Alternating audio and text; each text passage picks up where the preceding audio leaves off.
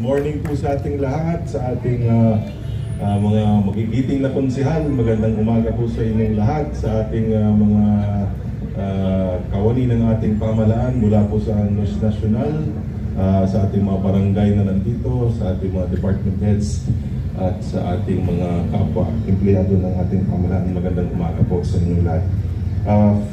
Una sa lahat, nais kong pasalamatan ang host natin, ang PESO, sa pangunguna ng ating Ma'am Jeline Sison Lopez on a very successful job fair that was held last May 1 sa Robinsons East.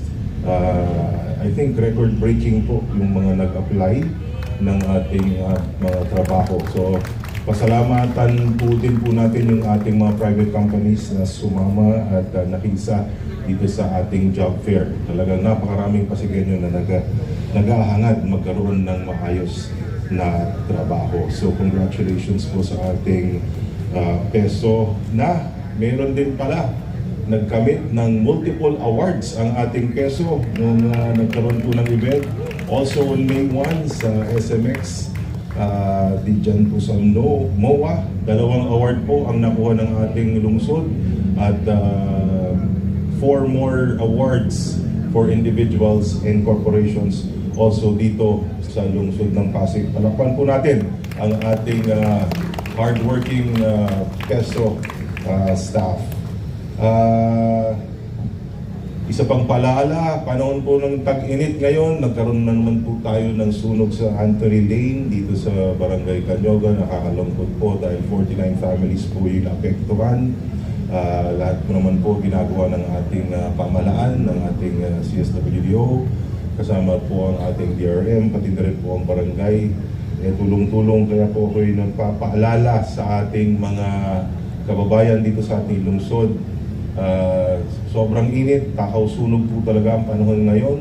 Double check niyo po yung mga wiring sa bahay ninyo. Please do not overload yung circuits ng inyong kuryente dahil napakasakit po na masunugan. Mayroon po tayong mga kasama natin dito sa City Hall, empleyado po ng ating pamalan na doon po nakatira.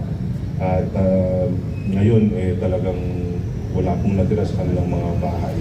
Kaya isama natin sila sa dasal at ako'y nakikiusap sa ating CSWDO na bilisan po natin yung pagproseso ng ating financial assistance para kahit paano makagaan po sa pangailangan ng ating mga nasunugan. At huli naman, para medyo maganda-ganda naman ang ating Monday, pero po kung isang nais na ibahagi sa inyo na medyo magandang balita din. Alam nyo, ang lungsod po ng Pasig ay kinilala para sa makabago nitong floating parks project sa baba ng Pasig River. Ito po ay isang konkretong solusyon sa kakulangan ng open at green spaces sa ating lungsod. At higit pa sa mga parking ito ay simbolo ng ating hangarin na muling buhayan ang ating ilog at maibalik ang koneksyon ng bawat Pasigueño dito. So bilang isa sa mga nagwagi sa Bloomberg Mayor's Challenge, ang lungsod ng Pasig ay makakatanggap ng $1 million grant kasama ang mahalagang technical support mula sa Bloomberg Philanthropies.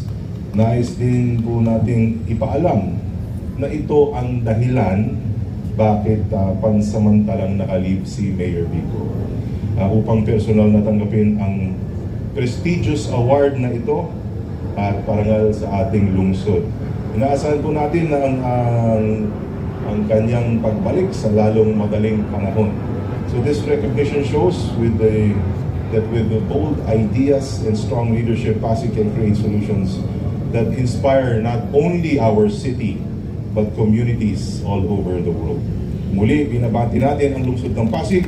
Palakpakan naman natin ang ating mahusay na Mayor Vico Soto. And with that, adjourn na po tayo. Maraming salamat.